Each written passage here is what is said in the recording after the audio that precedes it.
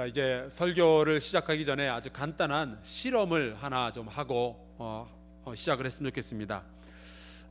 제가 보기에 이제 좌측 이 오르간이 있는 요 쪽에 계신 분들은 두 명씩 짝을 지어서 이제 서로 인사를 나누는데 인사를 불평의 말로 인사를 하겠습니다. 뭐 건강에 대해서 불평을 한다든지 직업에 대해서 혹은 돈 문제라든지 배우자가 없는 게 너무 큰 불평이다 혹은 있는 게 문제다 뭐 상관없으니까 창조적으로 불평을 하시는데 앉아있는 상대방에 대해서 불평을 하셔도 괜찮고요.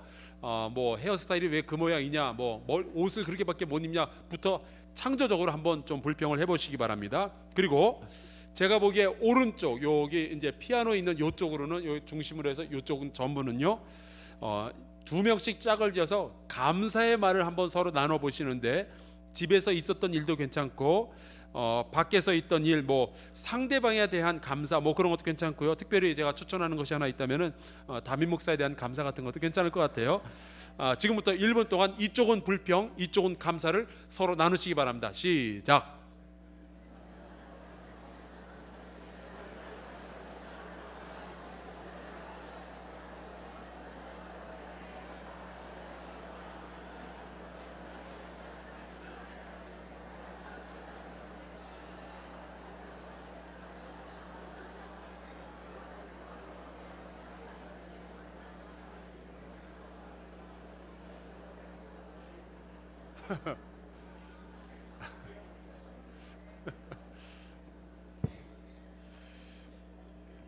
한번 결과를 좀 살펴볼까요?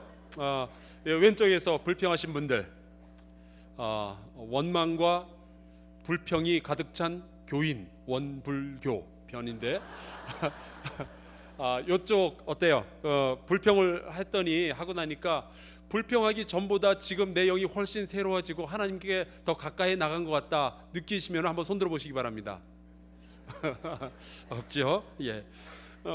오른쪽에 계신 분들 막 감사를 지금 나눴더니 감사하기 바로 직전보다 지금 마음속이 훨씬 더 기뻐졌고 하나님께 한 걸음 더 가까이 나간 것 같다 한번 손들어 보시기 바랍니다. 예, 알겠습니다.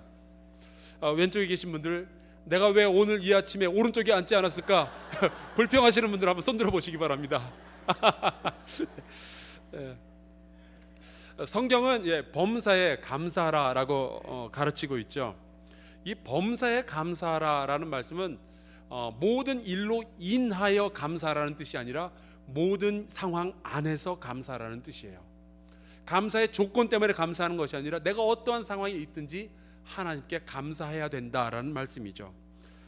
오늘 보니까 수능을 막 마친 학생들이 좀 많이 보이는 것 같은데 수능에서 좋은 성적을 거두었다 물론 감사해야죠.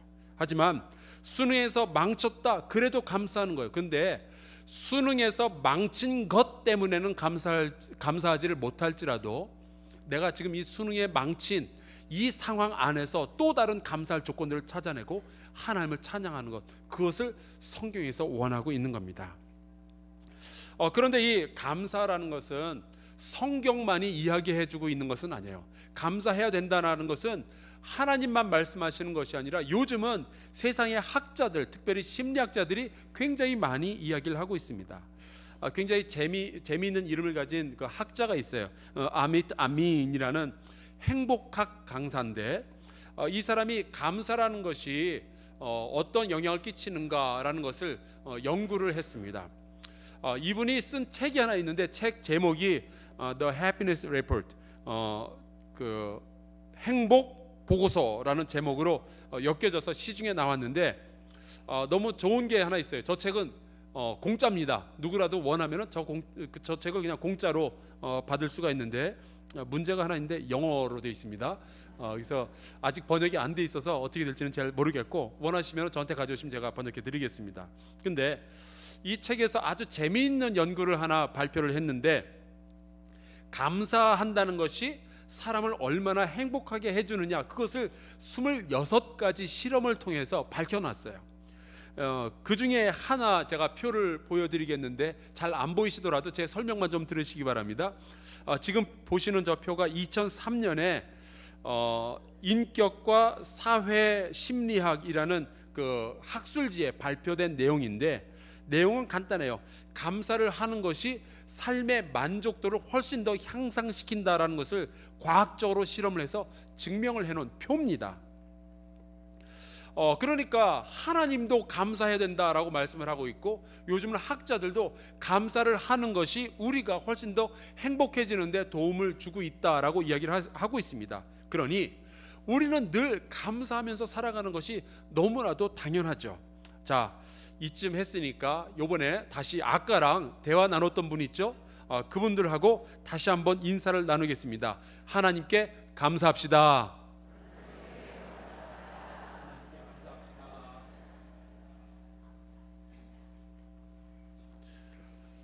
자, 우리 왼쪽에 계셨던 분들만, 요 분들만 다시 한번 인사 나누겠습니다. 아까 불평해서 죄송합니다. 다 담임 목사가 시켜서 그런 거니까요. 잘못한 거 없죠. 감사함으로 더 행복한 삶을 누리시는 여러분 모두가 되시기를 주의 이름으로 축원합니다. 오늘은 추수감사주일입니다. 우리는 물론 1년 365일 범사의 모든 일 안에서 하나님께 감사해야 되겠지만, 특별히 오늘과 같은 이 추수감사주일에는 모든 성도들과 함께 지난 1년을 되돌이켜 보며 우리에게 부어주신 이 하나님의 축복을 헤아려 보며 예배로 하나님께 감사하는 시간을 가지게 됩니다. 저는 그런데 오늘 추수를 맞이해서 가장 아름다운 추수라는 것이 어떤 걸까, 그 개념을 한번 상상을 해보길 원해요. 저는 이 아름답다라는 것은 그냥 느낌의 문제라고만 생각을 했습니다. 그냥 제 눈에 보기에 예뻐 보이면 그게 예쁜 거죠. 그런데 이 예쁘다, 예쁘지 않다, 이것을 학문의 영역으로 발전시킨 것이 있더라고요. 그것을 바로 미학이라고 부르는 철학의 한 파트입니다. 저는 사실 이 미학의 세계에 조금 일찍 발을 들여놓았습니다.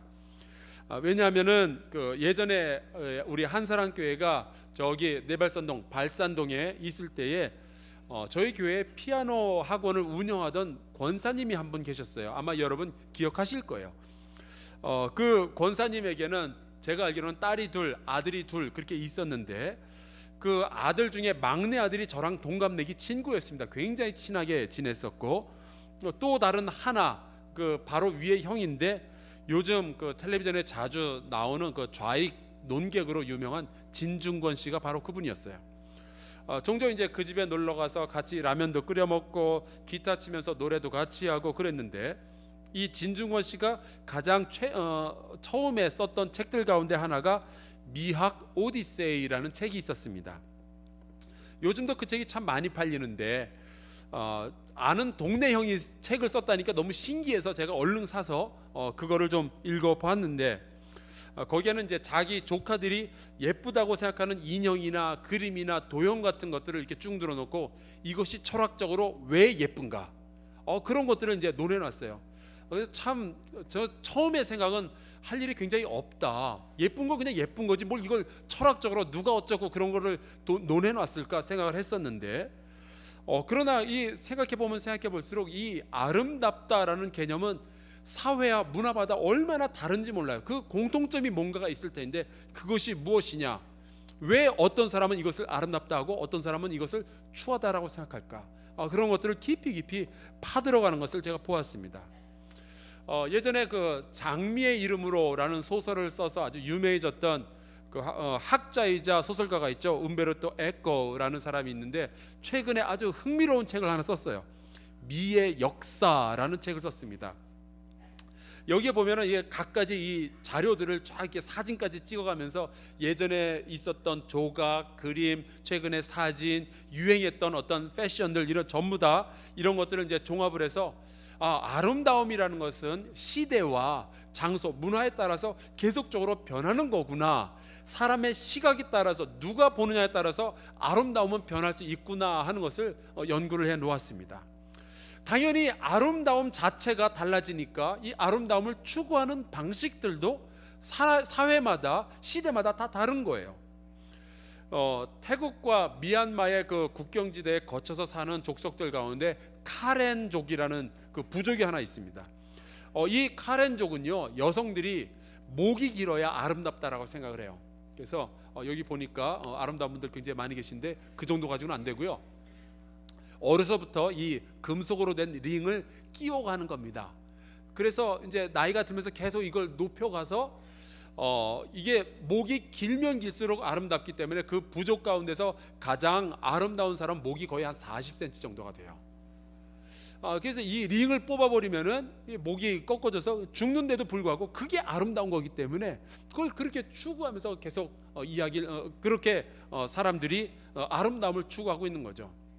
제가 다른 사진을 하나 보여드릴게요. 지금 보시는 이 그림은 그 이디오피아에 사는 그 무르시 족속의 여인입니다. 저 부족은 아랫입술이 크면 클수록 미인이에요.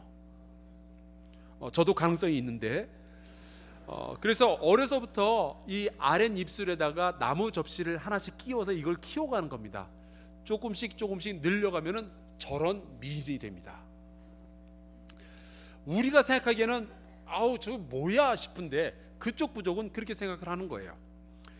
여러분 최근까지만 해도요 우리 이웃 나라인 중국에서는 전족의 풍습이 있었습니다. 이 전족은 이 나라에서는 중국에서는 발이 작으면 작을수록 예쁘다 해서 발을 아예 못 자라도록 칭칭 동에 매는 거예요. 그래서 발이 어떻게 우리처럼 발가락이 앞으로 나오고 이게 아니라 발이 꺾어지면서 이게 그냥 뭉쳐서서 요만한 발이 되는 거죠. 조막발 같은 그게 예쁘다고 해서 그것을 최근까지도 좀 비인간적이라는 표현을 쓸 정도로 사람들이 그것을 사용을 했었습니다.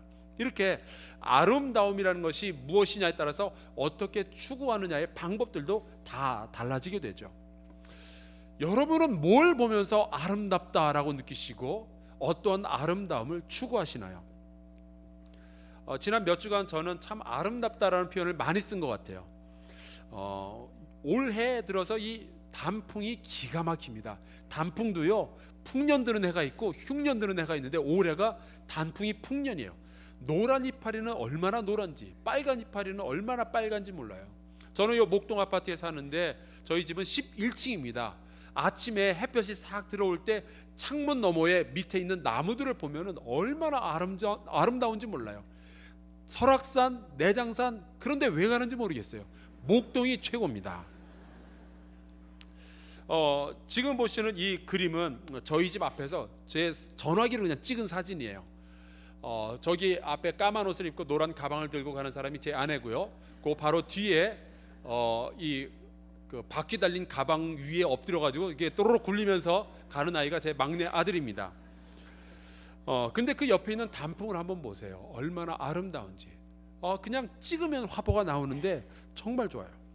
어제 그제 저희 장로님들과 같이 이제 시골로 버스를 타고 지나가는데 이 들판에 그 논과 밭이 얼마나 아름다웠는지 모릅니다. 벼가 있어도 아름답고요. 다 베어냈는데 추수가 끝났는데도 그래도 아름답더라고요. 한국 땅이 너무너무 예뻐요. 산과들 어디를 봐도 아름답습니다. 이런 땅에서 살아간다는 것 자체가 얼마나 아름다운 일인지 모르겠어요. 근데 성경에도 보면은 하나님도 아름다움에 대한 관점이 있어요. 성경에 아름답다라는 말이 얼마나 많이 나오는 거 아니? 조사해 보니까 우리말 성경어로 따져서 구약에만 160번이 나오고요, 신약에 24번이 나옵니다. 근데 구약 성경에 보면은 믿는다라는 표현은 71번밖에 안 나오는데 아름답다라는 표현이 160번이 나오니까 이 아름답다라는 표현을 하나님께서 얼마나 즐겨 쓰시고 성경을 쓴 사람들이 얼마나 즐겨 썼는지를 우리가 알 수 있죠. 성경은 뭐 거룩한 책이니까 뭐 눈에 보이는 아름다움 같은 거 신경 안 쓰겠지, 그렇지 않습니다. 성경은 아름다운 것은 아름답다, 추한 것은 추하다. 죄송해요, 그쪽을 쳐다봐서 그렇게 이야기를 분명하게 하고 있습니다. 하나님도 미학을 가지고 계시는 거예요. 하나님은 아름다운 세상을 창조하셨고 또 하나님께서 사람을 창조하셨을 때 아름답다, 좋다라는 토브라는 말은 아름답다라는 뜻인데 아름답다라고 하셨고 그 사람들이 아름다운 삶을 살아갈 수 있도록 하나님께서 우리를 인도하시고 우리를 도와주고 계시는 거죠. 특별히 하나님께서 이스라엘 사람들이 살도록 준비하신 이 가나안 땅을 향하여서 하나님은 그 땅을 아름다운 땅이라고 얼마나 많이 말씀하셨는지 몰라요. 그래서 모세를 통하여서도 이 모세는 그 아름다운 땅, 그 아름다운 가나안 땅 계속적으로 반복해서 이야기하는데 여러 가지 구절들이 있지만 그것들은 주보에 잠깐 기록을 해놨고요. 제가 오늘은 신명기 4장 22절 말씀만 소개해드리겠습니다. 여기 보면은 이 모세가 죽어가기 전에, 가나안 땅에 들어가지 못하고 죽어가기 전에 남겨놓은 유언과 같은 말씀이 있습니다. 이렇게 되어 있어요. 나는 이 땅에서 죽고 요단을 건너지 못하려니와 너희는 건너가서 그 아름다운 땅을 얻으리니. 그 아름다운 땅에서 하나님의 백성인 이 이스라엘 사람이 아름다운 백성으로 살아가고 아름다운 삶을 살도록 하기 위해서 하나님께서는 이 신명기를 통해서 율법을 이 백성에게 주셨던 거죠. 아름다운 삶을 살도록 하는 도구였습니다. 그런데 여러분 생각해 보세요. 이 아름다움이라는 것이 반드시 우리 눈에 보이는 이 시각적인 문제만은 아니잖아요. 오늘 이 할렐루야 찬양대가 아주 정말 찬양을 잘 해주셨는데, 아름다운 찬양, 눈에 보이는 게 아니라 귀에 들렸죠. 아름다움은 귀로도 느낄 수 있는 겁니다. 또 우리가 찬양 가운데 아름다운 마음들이 모여서 라는 찬양 있죠. 여러분, 마음, 우리 눈에 보이지 않지만 마음도 아름다울 수 있는 거고요. 또 시라든지 그런 거 읽을 때도 아름다움을 느낄 수가 있고, 예전에 그 영화 제목 중에 그 아름다운 청년 전태일 뭐 그런 것들이 있었습니다. 아름다운 청년이라는 것은 그 외모가 잘생겼다 그런 뜻이 아니었죠. 그의 삶이 아름다웠다 뭐 그런 뜻이었습니다. 그렇다면은 하나님이 보시기에 우리의 추수가 아름다울 수 있을까요? 하나님은 어떠한 추수를 보고 아름답다라고 하시며 우리가 어떠한 방식으로 이 추수감사주의를 보냈을 때 우리를 보고 참 아름답다라고 말씀을 하실까요? 우리는 서로를 보면서 어떻게 감사를 하여야, 어떻게 추수를 맞이해야 참 아름다운 감사, 아름다운 추수였다라고 말할 수 있게 될까요? 해마다 이렇게 추수의 계절이 찾아오는데 과연 이 추수감사주의를 정말 아름다운 추수로 만들 수 있을까요? 예, 있습니다. 그 해답은 겸손에 있어요. 우리의 이 추수감사절에 해당하는 유대인의 명절은 초막절입니다. 이 초막절은 수장절이라고 부르기도 하는데 그것은 추수한 모든 곡식들을 저장을 하기 때문에 수장절이라고 하기도 하고요. 또 장막절이라고 부르기도 하는데 광야에서 40년 동안 하나님께서 이 거룩한 장막에서 이스라엘 백성을 만나주셨다라는 것을 기념하기 위해서 장막절이라고 부르기도 합니다.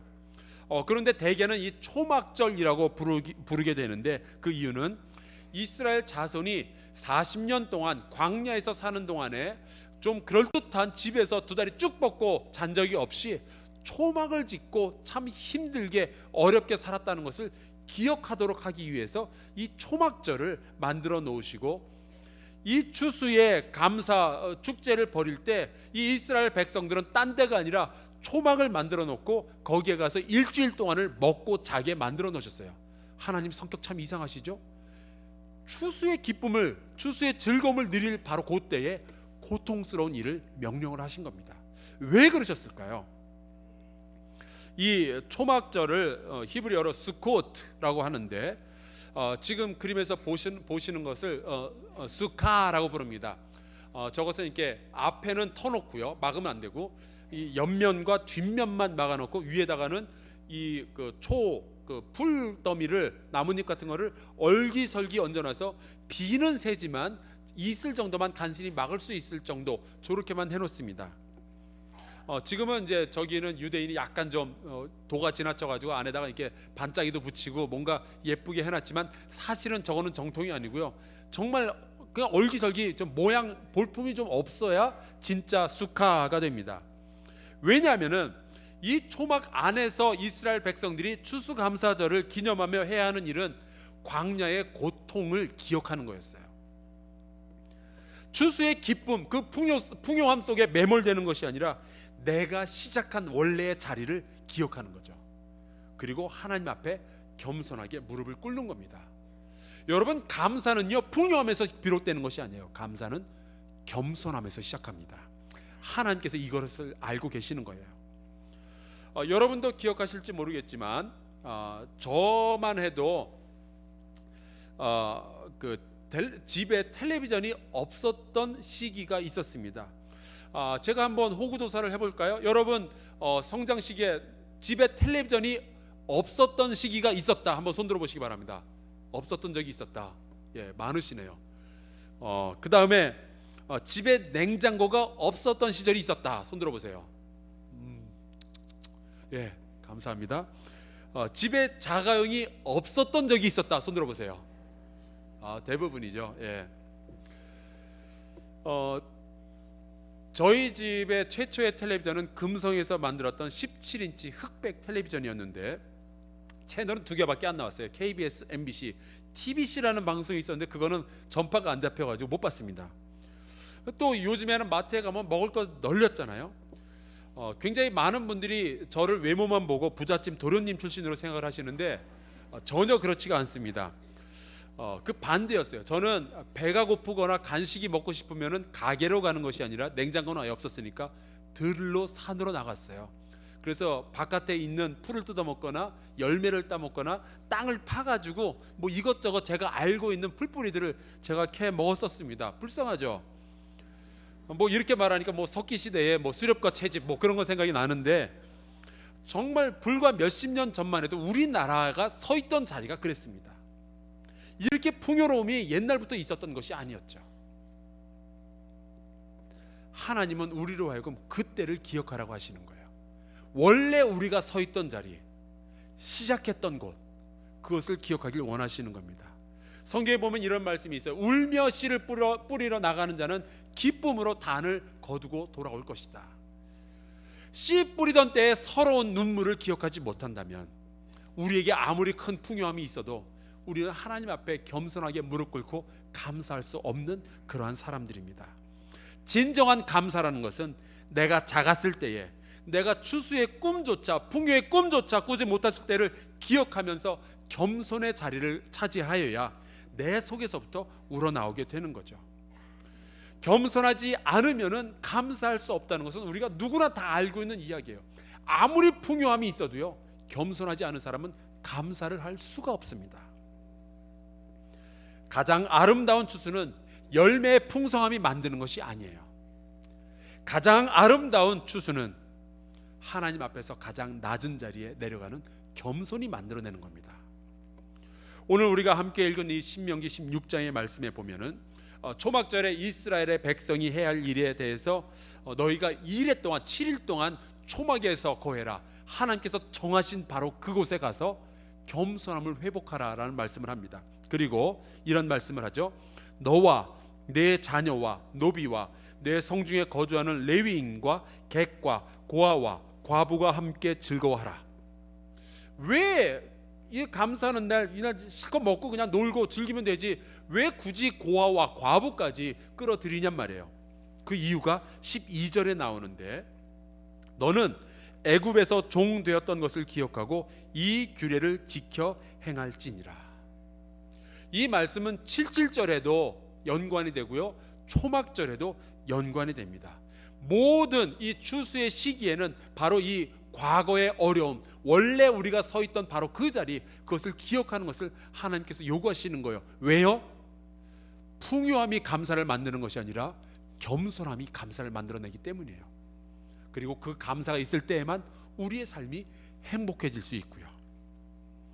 그런데 이 성경을 읽다 보면은 하나님의 명령에 반대가 되는 행동을 한 사람이 나옵니다. 아주 아름답지 못한 굉장히 추한 추수를 했던 사람의 이야기가 있는데 바로 누가복음 12장에 나오는 어리석은 부자의 이야기예요. 어느 동네에 부자가 있었습니다. 그런데 어느 해 보니까 이 부자의 밭에서 이 소출이 나오는데 어마어마한 풍년을 맞이하게 된 거예요. 근데 이 사람은 이미 부자였죠. 그런데 풍년까지 들었어요. 이런 거 보면은 가끔 좀 얄미울 때가 있습니다. 어떤 사람 보면은 잘생겼는데 공부까지 잘해요. 또 어떤 사람은 공부 잘해서 좋은 대학 나왔는데 게다가 직업도 아주 좋은 직장을 잡게 되고, 어떤 사람은 집안도 좋은데 또 결혼 상대까지 좋고, 뭐 이 부자가 그랬어요. 안 그래도 부자인데 거기에 풍년까지 겹친 겁니다. 그런데 이 부자의 추수는 전혀 아름답지 않았어요. 이 사람이 이 주수가 이 아름다운 풍요함이 자기에게 더해지자 생각을 시작합니다. 이 풍년을 어떻게 하지? 그런데 그 첫 번째 생각은 기쁨도 아니었고 감사도 아니었고 불평이었어요. 아주 희한하죠.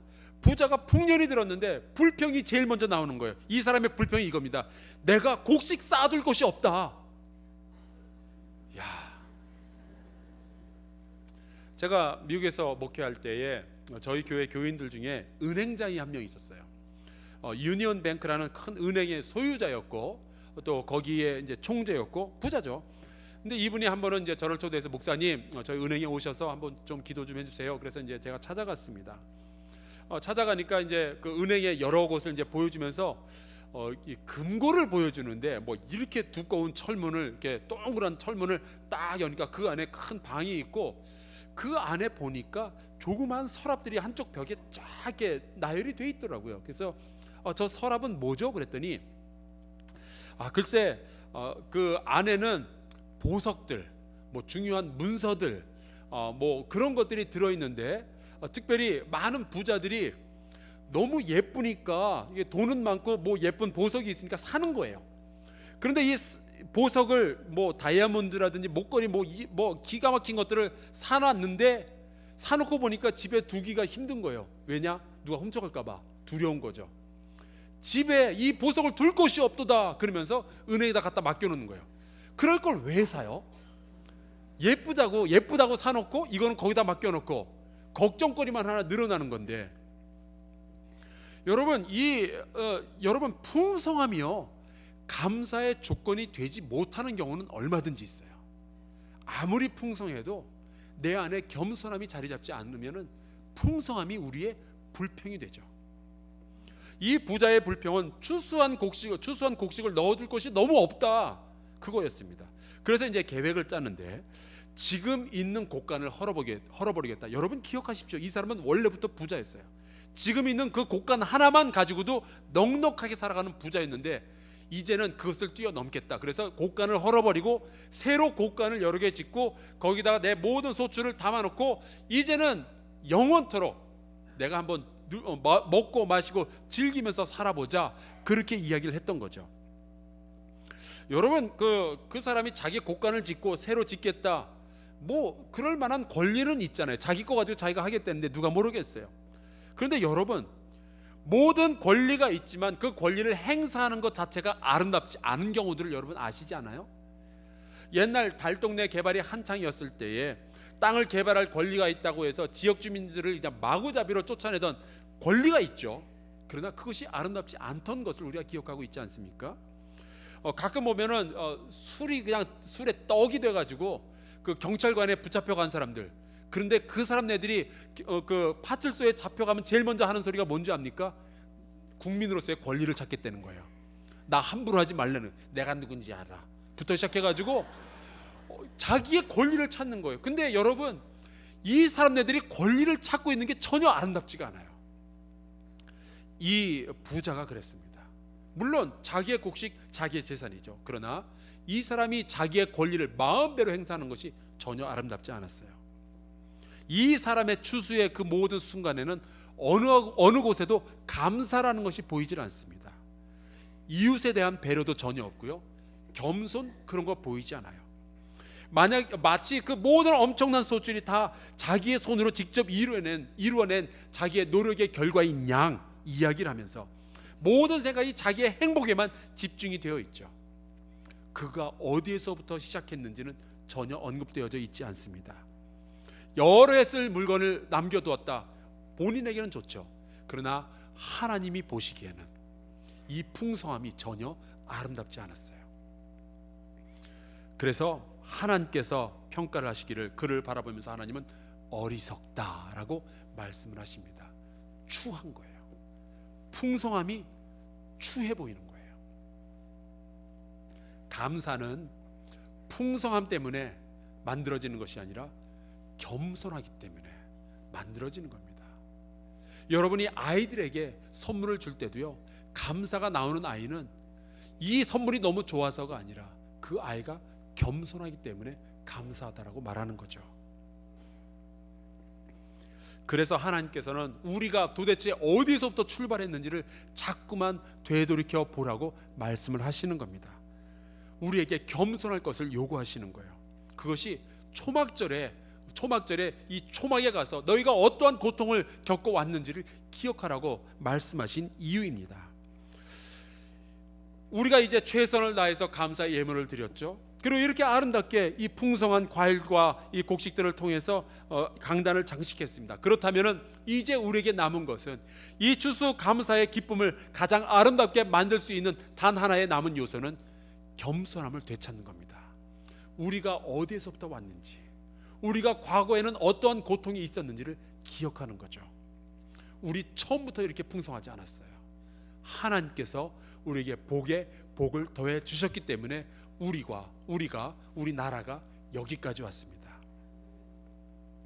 추수를 하기 전에 씨를 뿌릴 때 우리가 어떠한 고통이 있었는지 기억하고 하나님께서 나를 어떻게 인도하여 주셨는지를 기억하는 것, 그 겸손함이 우리의 추수를 아름답게 만들어냅니다. 그때 우리는 이 추수가 우리만의 것이 아니라는 것을 알게 되겠죠. 우리의 이웃과 이 기쁨을 함께 나눠야 되고 이 풍성함을 같이 나눠야 된다는 것은 너무 당연한 명령인 것을 우리가 알게 됩니다. 그때 하나님께서 우리의 추수를 보시면서 아름답다라고 말씀하시게 될 겁니다. 우리 함께 이 말씀을 기억하면서 찬송가 592장 1절, 3절, 4절을 찬양하겠습니다.